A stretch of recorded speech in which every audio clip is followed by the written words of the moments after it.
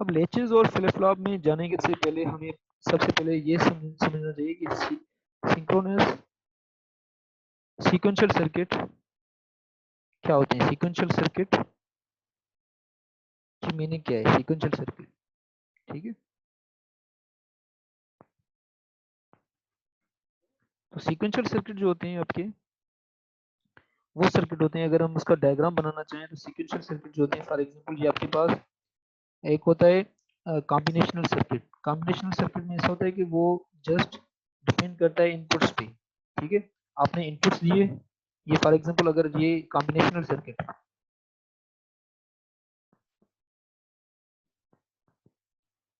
तो उसको आपने इनपुट्स दिए और यहाँ से आपको आउटपुट मिलेगा। फॉर एग्जांपल जैसे आपका एडर है, हाफ एडर है, फुल एडर है, डिकोडर है, इनकोडर है, ये जो भी सर्किट हमने पढ़े हैं, मक्स है, डीमक्स है, ये आपके कॉम्बिनेशनल सर्किट्स हैं। मतलब जैसे आपने इनपुट दिया, the output only depends on inputs, okay. तो आउटपुट जो है इसका, कॉम्बिनेशन सर्किट का जो आउटपुट होता है वो ओनली डिपेंड करता है इनपुट्स पे, ठीक। लेकिन अगर इस कॉम्बिनेशनल सर्किट में हम एक्स्ट्रा एलिमेंट ऐड करें, जिसे कहते हैं मेमोरी, ठीक है, मेमोरी ऐड करें, ठीक है। अगर हमने इसका मेमोरी ऐड कर ली इसमें, अब क्या होगा कि ये जो मेमोरी हमने इसको ऐड कर लिए, ये मेमोरी अपनी जो है मतलब क्या होगा, ये अपनी जो है यहाँ से प्रीवियस आउटपुट, ये जो आउटपुट है प्रीवियस आउटपुट, ये इसमें स्टोर हो, और वो प्रीवियस आउटपुट हम एज अ फीडबैक दें इस कॉम्बिनेशनल सर्किट को। मतलब आपने ये जो प्रीवियस आउटपुट था, इसमें से जो मिला आपको कॉम्बिनेशनल सर्किट में से, वो आपने ऐड कर लिया मेमोरी में। मेमोरी जो है वो फीडबैक दे रही है फिर कॉम्बिनेशनल सर्किट को, इसे कहते हैं फीडबैक। फीडबैक मतलब आप इसका आउटपुट जो है, ये आउटपुट एज अ फीडबैक दे रहे हैं कॉम्बिनेशनल सर्किट को। तो इस टाइप के सर्किट को हम कहते हैं सीक्वेंशियल सर्किट। मतलब ये जो इसका आउटपुट होता है सीक्वेंशियल सर्किट का, ये डिपेंड करता है, फंक्शन होता है करंट इनपुट्स का और पास्ट आउटपुट का। तो दो चीजों का मतलब, ये दोनों चीजों पे डिपेंड करता है कि करंट इनपुट कैसे चेंज हो रहे हैं और पास्ट आउटपुट उसका क्या था। तो दोनों चीजों को देखकर ये मतलब आपको आउटपुट देगा, ठीक है। तो इसे कहते हैं हम सीक्वेंशियल सर्किट। तो सीक्वेंशियल सर्किट की मीनिंग क्या हुई कि आपने इनपुट दे दिया कॉम्बिनेशन सर्किट को, उसने आउटपुट दे दिया, वो आउटपुट आप जो है स्टोर करते हैं मेमोरी में, और वो जो है प्रीवियसली आप फीडबैक देते हैं, ये फीडबैक,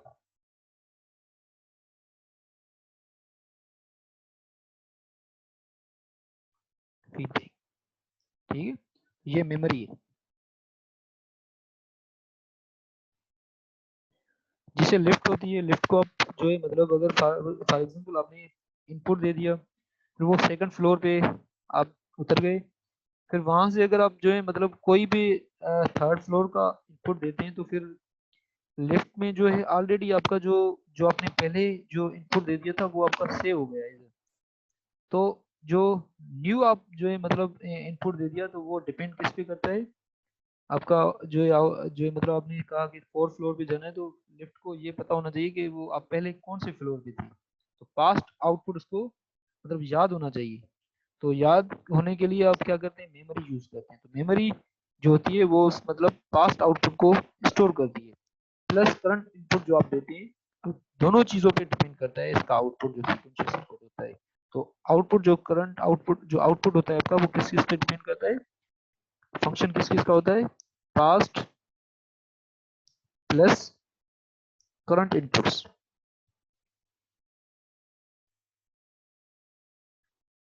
ठीक है। इसे कहते हैं हम सीक्वेंशियल सर्किट्स।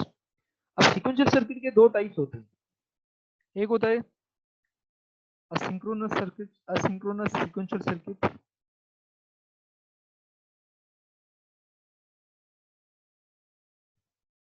sequential circuits, और दूसरा होता है synchronous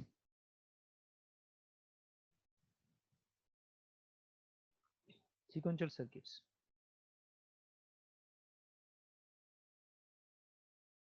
ओके, अब asynchronous sequential circuit वो होते हैं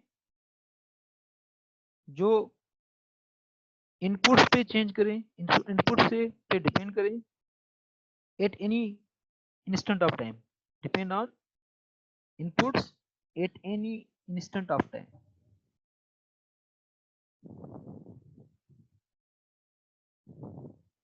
ये वो सर्किट होते हैं, सिंक्रोनस सीक्वेंशियल सर्किट्स वो होते हैं जो डिपेंड करते हैं किस पे, inputs at any instant of time. जब भी इनपुट्स आपके चेंज होंगे आउटपुट विल चेंज। और दूसरा ये ऑर्डर पे चेंज डिपेंड करते हैं, ऑर्डर ऑफ इनपुट्स, इनपुट्स किस ऑर्डर में चेंज हो रहे हैं। तो ये दो चीजों पे डिपेंड करते हैं कि इनपुट्स जो आप दे रहे हैं, ठीक है, किसी भी टाइम पे इंस्टेंट कोई भी टाइम हो, टाइम के लिहाज से अगर आपके इनपुट चेंज होंगे तो आपका आउटपुट विल चेंज। तो इसका आउटपुट जो होता है वो बिहेवियर जो होता है इसका सर्किट का पूरा डिपेंड करता है इनपुट्स पे। और दूसरा मतलब किसी भी टाइम आपके इनपुट चेंज होंगे तो आपका आउटपुट चेंज हो सकता है। और दूसरा होता है सीक्वेंस पे, ऑर्डर पे, किस ऑर्डर में आपके इनपुट चेंज हो रहे हैं। इन दो चीजों पे ये असिंक्रोनस जो है सीक्वेंशियल सर्किट डिपेंड करते हैं। लेकिन सिंक्रोनस जो सर्किट होते हैं, सिंक्रोनस सीक्वेंशियल सर्किट, वो क्या होता है कि उसमें ये डिपेंड करता है इनपुट्स आउटपुट डिपेंड्स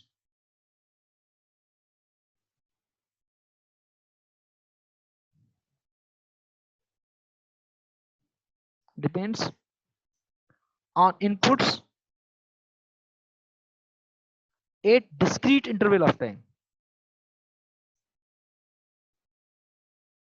इसमें क्या होता है कि आपके डिस्क्रीट इंटरवल ऑफ टाइम पे डिपेंड करता है। उसमें क्या था आपका एसिंक्रोनस में कि किसी भी टाइम इंटरवल में आपके जो है अगर इनपुट किसी भी टाइम चेंज होंगे तो आपका जो है आउटपुट विल चेंज। लेकिन इसमें ऐसा नहीं होता। सिंक्रोनस जो सीक्वेंशियल सर्किट होते हैं उसमें ऐसा होता है कि आपका हर वक्त जो आउटपुट होगा वो चेंज नहीं होगा, only at discrete interval of time. वो आप डिफाइन करते हैं कि किस इंटरवल पे आपका जो है आउटपुट चेंज हो और किस इंटरवल पे आपका आउटपुट चेंज ना हो। ठीक है, वो कैसे आप करते हैं, वो आप अप्लाई करते हैं क्लॉक सिग्नल। क्लॉक सिग्नल के मतलब ये जो सिंक्रोनस सर्किट होते हैं ये कंट्रोल्ड सर्किट होते हैं। इसमें आप कंट्रोल करते हैं आउटपुट पे।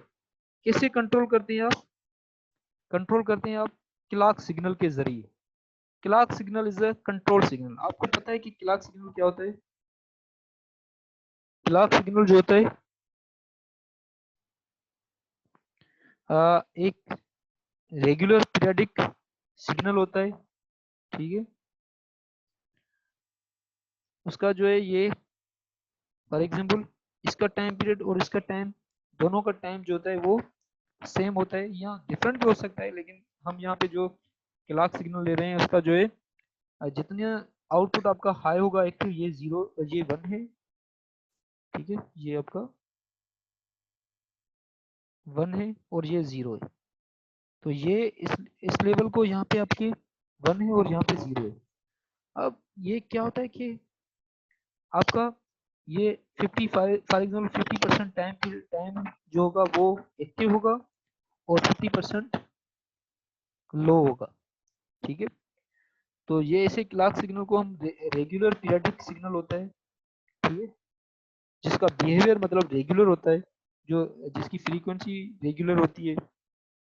ठीक है, और इसमें जो होता है ये टाइम के अगेंस्ट हम जो है मतलब प्लॉट करते हैं, टाइम के अगेंस्ट। तो नीचे टाइम होता है जितना मतलब ये हाई लेवल होगी और उतना ही टाइम जो है आपकी लो लेवल होती है। लेकिन ये होता नहीं है, आप दोनों चेंज कर सकते हैं। फॉर एग्जांपल एक के 1 मिली सेकंड के लिए हाई है और 2 मिली सेकंड के लिए आपकी जो है लो है। तो इस तरह भी हो सकता है आपका जो है मतलब ये सिग्नल क्लॉक सिग्नल। अब क्लॉक सिग्नल जो होता है, ठीक है, जो मैंने आपको बताया कि सिंक्रोनस सीक्वेंशियल सर्किट डिपेंड करते हैं क्लॉक सिग्नल पे। क्लॉक सिग्नल के लिहाज से वो मतलब कंट्रोल होते हैं, क्लॉक सिग्नल के जरिए कंट्रोल होते हैं। तो सिंक्रोनस सर्किट जो होते हैं, असिंक्रोनस सर्किट का तो हमने डायग्राम बना लिया है। वो इस तरह था कि आपने जो इनपुट दे दिया, फिर उसको उसमें से आउटपुट आया, फिर वो आउटपुट आपने मेमोरी में स्टोर कर लिया, फिर उसमें से फीडबैक आपने दे दी किसको, फॉर एग्जांपल आपने दे दिया किसी कॉम्बिनेशनल सर्किट को। ये किसका मॉडल है? ये मॉडल है आपका असिंक्रोनस सीक्वेंशियल सर्किट।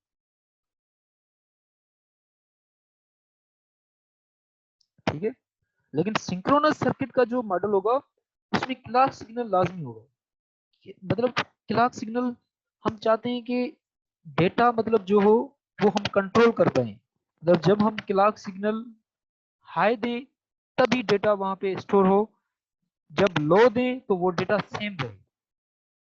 मतलब इनपुट तब अफेक्ट करें सर्किट पे जब आपका क्लॉक सिग्नल हाई हो, या ऐसा कहें आपके दो टाइप के जो है मतलब होते हैं सर्किट। एक होते हैं लेवल सेंसिटिव सर्किट और दूसरे होते हैं आपके एज ट्रिगर्ड सर्किट। मतलब आपकी जब हाई लेवल हो तभी इनपुट अफेक्ट करेंगे आउटपुट पे, इसे कहते हैं लेवल सेंसिटिव सर्किट। तो एक होते हैं इसमें लेवल सेंसिटिव सर्किट, ठीक है, जो क्लॉक के हाई लेवल पे अफेक्ट करते हैं आउटपुट पे। मतलब आपके पास फॉर एग्जांपल ये सर्किट, ये क्लॉक है, क्लॉक सिग्नल है, इसकी जब भी हाई लेवल होगी तभी inputs will affect the output. और दूसरे होते हैं एज ट्रिगर्ड।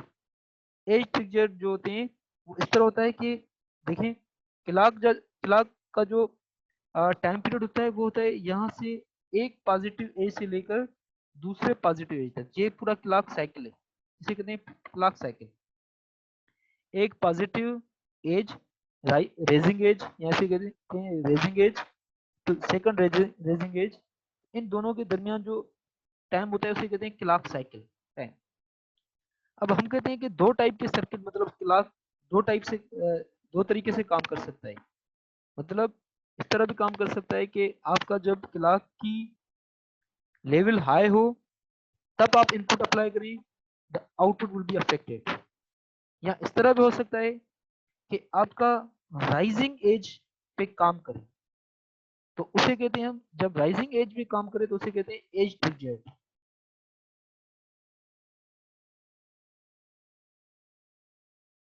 ठीक है, एज ट्रिगर्ड। एज ट्रिगर्ड का मतलब क्या होता है कि आपका सर्किट जो हो वो काम करे, मतलब स्टोर डेटा तब करे जब आपका क्लॉक का जो है एज आए तभी आपकी जो है डेटा स्टोर हो। नहीं तो जब वो आपकी लेवल जो हो, जब लेवल आए तो वो आपकी डेटा सेम रहे, मेमोरी स्टेट में रहे। तो आप समझ में आ गए कि मतलब आपके पास दो टाइप के सर्किट हो सकते हैं। एक हो सकते हैं मतलब आप जब इनपुट अप्लाई करें, इनपुट मतलब आपका जो ये मॉडल होगा, मैं आपको सीक्वेंशियल सर्किट का मॉडल बना के दिखाऊं कि सीक्वेंशियल सर्किट का मॉडल जो सिंक्रोनस सीक्वेंशियल सर्किट है उसका मॉडल कैसे होगा। आप इनपुट देंगे, उसमें से आउटपुट मिलेगा, फिर वो आउटपुट आप स्टोर करते हैं मेमोरी में। अब मेमोरी में स्टोर तब आउटपुट होगा जब आप यहाँ पे क्लॉक सिग्नल देंगे। ठीक है। अब इसमें क्लॉक सिग्नल भी आप इनपुट दे रहे हैं इधर। असिंक्रोनस सर्किट में आप क्लॉक नहीं दे रहे थे इधर इनपुट। तो सिंक्रोनस सर्किट में जो एक्स्ट्रा चीज होती है वो होती है आपका क्लॉक। जब भी आप क्लॉक देंगे तो वो क्लॉक जो है मतलब it will affect the memory, memory पे अफेक्ट करेगी। मतलब memory will be affected by the clock signal. तो आप फिर आप पे डिपेंड करता है कि आप कौन सा यूज कर रहे हैं, कि edge triggered circuit clock signal या लेवल सेंसिटिव जो है यूज करते हैं। ठीक है। लेज जो है मतलब बाइस्टेबल कंपोनेंट है ऑफ द मेमोरी, और इट स्टोर्स वन और zero bits, one bit at a time. एक बिट को एक टाइम में स्टोर कर सकती है। ठीक है। अब लेच जो बनी होती है वो बनी होती है एक होती है एसआर लेच और दूसरी होती है S inverter R inverter latch. और नेगेटिव लो नेगेटिव जो होती है लेच और दूसरी होती है एक्टिव लेच। ठीक है, ये आपकी एस आर लेच है और S day S bar are बार, तो दोनों हम डिस्कस करेंगे, ये भी डिस्कस करेंगे हम, ये भी डिस्कस करेंगे। ठीक है। अब पहले ये बात कि मेमोरी आप कैसे बना सकते हैं, अगर हम सिंपल एग्जांपल लें कि मेमोरी का हम कंपोनेंट कैसे बना सकते हैं। अगर हमारे पास सिंपल एक इन्वर्टर हो, ठीक है, ये इन्वर्टर हो, दो इन्वर्टर हो, ठीक है, फॉर एग्जांपल अब क्या कर रहे हैं, ये इसको हम इसको फीडबैक कर रहे हैं इसकी। अगर यहाँ पे हम 1 बिट दे रहे हैं तो यहाँ पे ये 0 हो जाएगा। अब 0 यहाँ पे होगा, ये 1 हो जाएगा। ये 1 फिर यहाँ से यहाँ तक आकर फिर ये आपकी जो है डेटा स्टोर हो गई, मतलब आपने 1 बिट को स्टोर कर लिया थ्रू इन्वर्टर। इन्वर्टर के जरिए आपने 1 बिट को स्टोर कर लिया। लेकिन इनपुट देने के लिए या सर्किट को ज़्यादा वो करने के लिए हम क्या करते हैं कि नार गेट की जो है लेच बनाते हैं। दो नार गेट्स होते हैं, वो क्रॉस कपल्ड होते हैं। एक नार गेट है फॉर एग्जांपल ये नार गेट है और दूसरी नार गेट ये नार गेट है। ठीक है, दो। अब हम क्या करते हैं कि आउटपुट इसका आउटपुट दो इनपुट देते हैं। एक इनपुट को कहते हैं हम आर और दूसरे को कहते हैं हम आ एस। ठीक है, एक एस है और दूसरा आर है, दो इनपुट्स हैं एस और आर। अब क्या करते हैं हम कि इसका आउटपुट हम देते हैं इसको एज अ इनपुट, इस गेट को, सेकंड नार गेट को, और इस गेट का जो आउटपुट है वो देते हैं हम इसको एज अ इनपुट। ठीक है, ये दो क्रॉस कपल्ड जो है नार गेट्स हैं और इसके आउटपुट को इसको कहते हैं हम क्यू और इसको कहते हैं हम क्यू बार। मतलब ये दोनों एक दूसरे के इन्वर्ट होंगे और यहाँ पे आर और एस दोनों एज अ इनपुट्स हैं और इसे कहते हैं फीडबैक, मतलब फीडबैक दे रहे हैं हम। ठीक है। अब यहाँ पे नार गेट जो है अगर उसकी हम ट्रुथ टेबल देखें,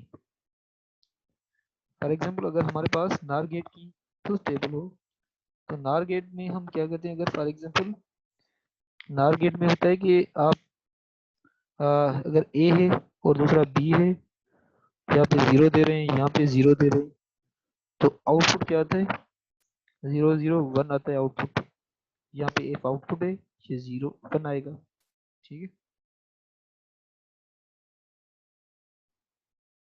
और अगर फॉर एग्जांपल 0 1 हो तो यहाँ पे 0 आता है, 1 0 हो तो यहाँ पे 0 आता है, और अगर फॉर एग्जांपल 1 1 हो तो यहाँ पे 0 आता है। ठीक है। 0 0 में जब भी कोई एक 1 होगा तो आपका आउटपुट जो आएगा वो 0 आएगा। ठीक है। तो ये इसकी कैरेक्टरिस्टिक है, जब भी एक 1 होगा तो output will be 0। This is characteristic of नार गेट। अब यहाँ पे क्या हो रहा है कि अगर फॉर एग्जांपल हम ऐसा करते हैं कि एस का वैल्यू 1 लेते हैं और आर का वैल्यू 1 लेते हैं, 0 लेते हैं। फॉर एग्जांपल फर्स्ट कंडीशन में हम क्या लेते हैं कि एस का वैल्यू 1 लेते हैं और आर का वैल्यू 0 लेते हैं।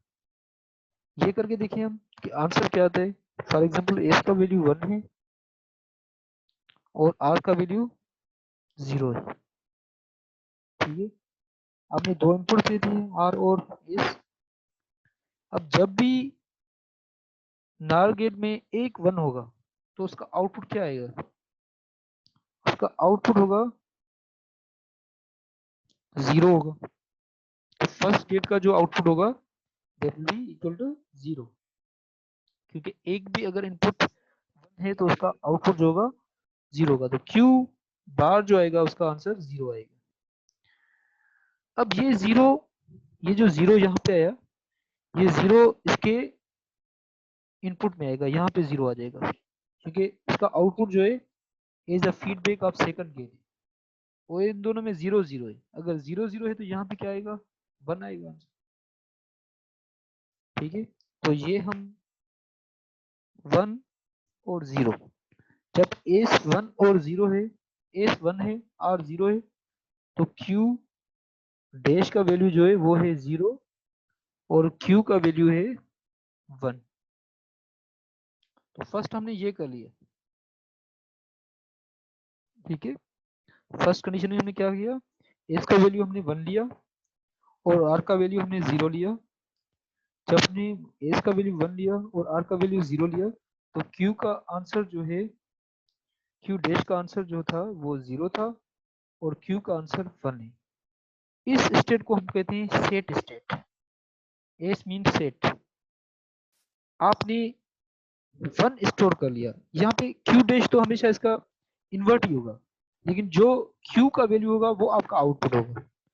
जब भी आप एस 1 के बराबर कर रहे हैं, इसका मतलब है आप स्टोर कर रहे हैं 1। ठीक है, तो इसका मतलब है आपने यहाँ पे क्यू का वैल्यू जो है 1, जो क्यू का वैल्यू मिलेगा वो आपके उसमें स्टोर होगी। ठीक है, तो एस इज इक्वल टू 1 और आर इज इक्वल टू 0, इसका मतलब क्या है कि आपने जो है 1 इस जो है मेमोरी स्टेट में आपने स्टोर कर लिया। अब हम क्या करते हैं, इसके बाद एस 1 और आर 0 के बाद हम क्या करते हैं, एस को हम 0 कर लेते हैं। ठीक है, और आर को भी हम 0 ही रखते हैं। ठीक है, मतलब after this state, after this state, इस स्टेट के बाद हम क्या करते हैं कि 1 को रिमूव करके एस का वैल्यू हम 0 कर देते हैं और आर का वैल्यू हम 0 करते हैं, दोनों को 0 करते हैं। अब क्या होता है, अब देखें,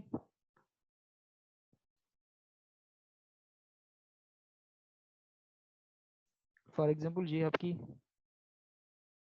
ठीक है, ये आपका आर है, ये आपकी एस है।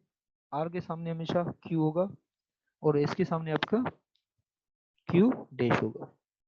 ठीक है, और यहाँ से हम इसको फीडबैक देंगे इस गेट को, और यहाँ से हम इसको फीडबैक देंगे इस दूसरे सेकंड गेट को। ठीक है, अब हमने क्या किया कि क्यू का वैल्यू 1 था और क्यू डैश का वैल्यू 0 था। ठीक, हमने क्या किया कि आर का वैल्यू हमने 0 कर दिया और एस का वैल्यू हमने यहाँ पे 0 कर दिया। पहले 1 था, हमने अब 0 कर दिया। ठीक है, मतलब पहले स्टेट जो थी वो थी एस 1 और आर 0, ये स्टेट थी। उसके बाद हमने क्या किया कि एस को 0 कर दिया और आर को हमने सेम 0 ही रखा। ठीक है, अब जब हमने 0 कर दिया, अब देखिए ये प्रीवियस स्टेट है इसकी, past state Q is equal to 1। ठीक है, अब हमने ये पहले ही मैंने आपको बताया था कि जो आपकी सीक्वेंशियल सर्किट होते हैं वो पास्ट स्टेट और करंट इंटरवल डिपेंड करते हैं। अब इसकी ये पास्ट स्टेट है।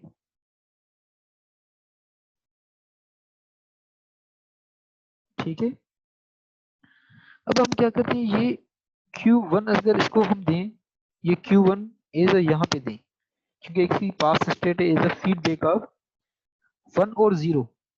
1 और 0 तो क्या होगा आपका, हमने जो है पहले किया कि अगर एक भी 1 हो तो आपका आउटपुट क्या होता है, 0 के बराबर होता है। तो ये फिर सेम ही आंसर आया 0, और ये 0 अगर इसको फीडबैक दें तो फिर ये सेम ही 1 आएगा, यहाँ पे 1 ही आएगा। ठीक है, तो आप जो है मतलब आपने इनपुट चेंज कर लिए, 0 0 कर लिए, आर को 0 कर दिया, एस को 0 कर दिया, और क्यू का जो वैल्यू था वो प्रीवियसली 1 था, वो एज ए इनपुट दिया आपने इसको, तो फिर भी आपका आंसर कौन सा आ रहा है, फिर भी आपका क्यू डैश जो है वो 0 आ रहा है और क्यू 1 आ रहा है। आपने इनपुट चेंज कर लिए, 0 0 कर लिया, फिर भी आपका आंसर जो है सेम आ रहा है, Q Q S R equal to R, और एस इक्वल टू 0 और आर इक्वल टू 0, दोनों पे सेम ही आंसर आ रहा है जो प्रीवियस इस पे था, इस पे भी सेम ही था, क्यू 1 के बराबर था और क्यू डैश जो है 0 के बराबर था, और इस पे भी सेम आ रहा है।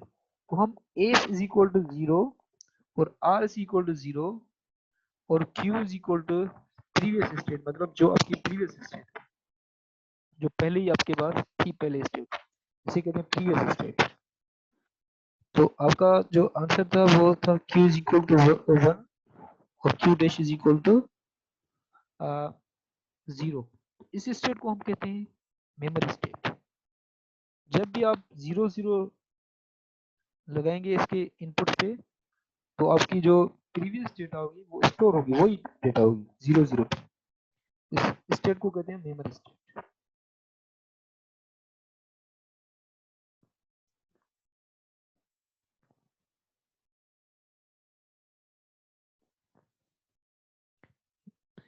उसके बाद अगर हम क्या करें कि हमारे पास ये नार गेट है, ठीक है,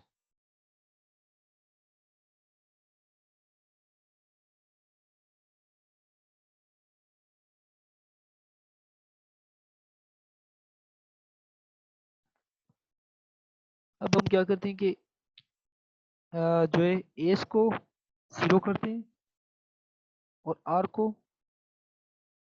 1 करते हैं, ठीक है। ये आर है, आर के सामने क्यू और एस के सामने क्यू डैश, ठीक है। अब हम क्या करते हैं कि एस का वैल्यू 0 लेते हैं और आर का वैल्यू 1 लेते हैं। पहले आउटपुट था वो ये 1 था और ये 0 के बराबर था, ठीक है। अब हम क्या करते हैं, आर का वैल्यू हम 0 ले रहे हैं, सॉरी 1 ले रहे हैं,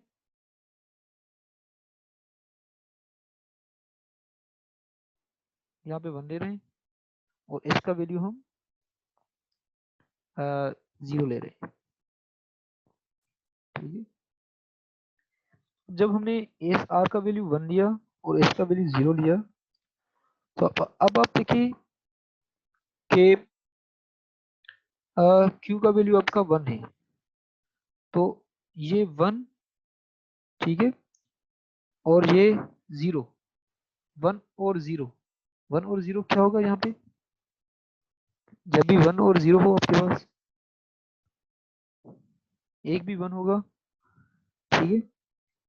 तो आपका आउटपुट जो होगा यहाँ पे, अगर फॉर एग्जाम्पल यहाँ पे 1 और 0, 1 के साथ कोई भी अगर इनपुट हो, 1 के साथ, ठीक है, अगर 1 के पास कोई भी आपका जो है इनपुट हो, तो वहां पे आंसर क्या आता है आपका, 0 आता है, ठीक है। अगर 1 के पास 1 के साथ कोई भी आपका इनपुट हो तो वहां पे 0 आता है, ठीक है। अब ये 0 यहाँ पे आएगा, तो ये 0 0 यहाँ पे 1 हो जाएगा। अब देखें इसका वैल्यू हो गया आपका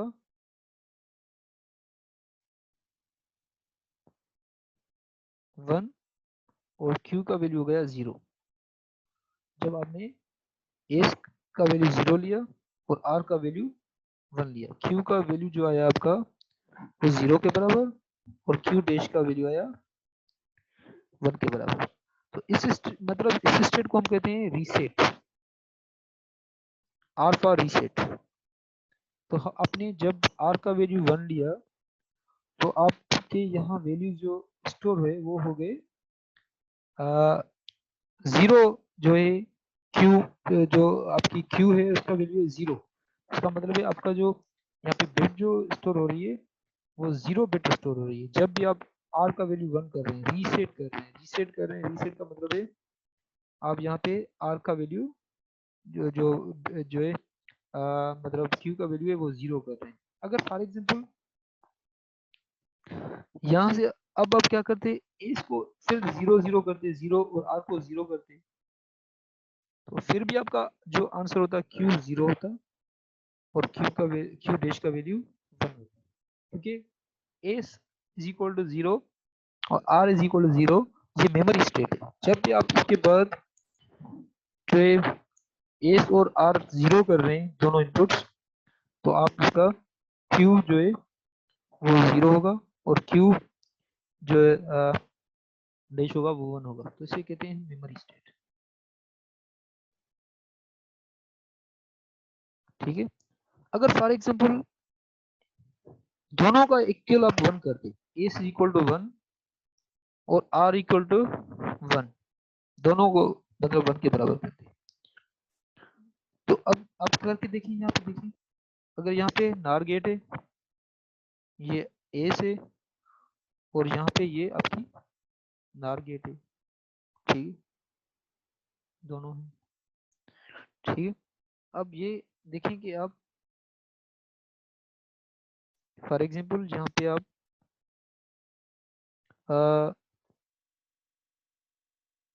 ये इनपुट जहाँ से इसको, ठीक, यहाँ पे एस पे आप 1 करते, ये क्यू है, ये क्यू डैश है, अगर दोनों 1 करते हैं, एक भी 1 होगा तो आपका 0 होगा और ये भी 0 होगा। अब देखिए इसे कहते हैं अनस्टेबल स्टेट, मतलब जब भी आप एस इज इक्वल टू 1 और आर इक्वल टू 1 दोनों 1 ले रहे हैं, तो आपका जो आउटपुट है क्यू कॉम्प्लीमेंट और क्यू दोनों इक्वल आ रहे हैं। ये हो ही नहीं सकता कि क्यू कॉम्प्लीमेंट क्यू के बराबर आए, क्योंकि दोनों एक दूसरे के अपोजिट होंगे। तो इस स्टेट को कहते हैं मेटा स्टेबल स्टेट।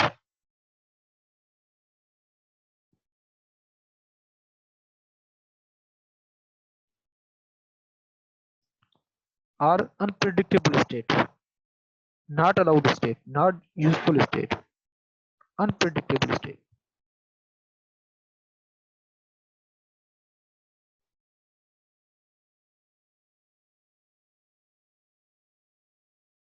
स्टेट,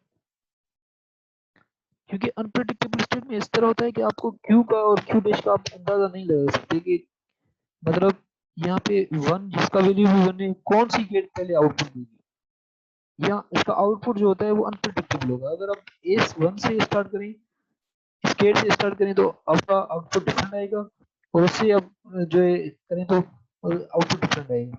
तो इसलिए मतलब आप प्रिडिक्ट नहीं कर सकते इसके बाद। अगर इसके बाद आप 0 0 कर दें, दोनों आर 0 कर दें और एस 0 करें, तो दोनों इससे आप जो है मतलब अंदाजा नहीं लग सकते कि 0 0 0 करने के बाद कौन सी गेट जो है मतलब पहले आउटपुट कौन सा देगी। तो इसलिए ये जो है नॉट अलाउड स्टेट है और it can not be used, ठीक है, अनस्टेबल है। अब देखिए इसलिए हम जो ये फ्लिप फ्लॉप है, सॉरी लेच है, लेच को हम कहते हैं एक ऑसिलेटर, मतलब इसमें आउटपुट आपका इस तरह हो रहा है जैसे होता है ना कि यहाँ पे अगर फॉर एग्जाम्पल 0 हो तो ये अनस्टेबल में है, ये अनस्टेबल स्टेट है इसकी। अगर यहाँ पे कोई ऑब्जेक्ट है, अगर कोई फॉर एग्जाम्पल तो या तो इस साइड गिर सकता है या इस साइड गिर सकता है, इस स्टेट को कहते हैं हम मेटास्टेबल।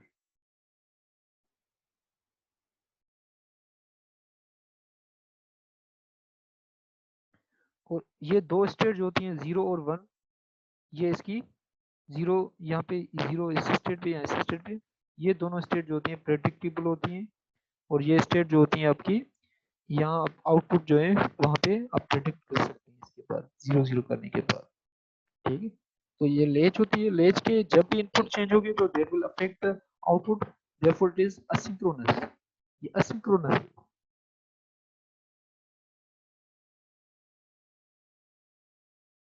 Asynchronous circuit,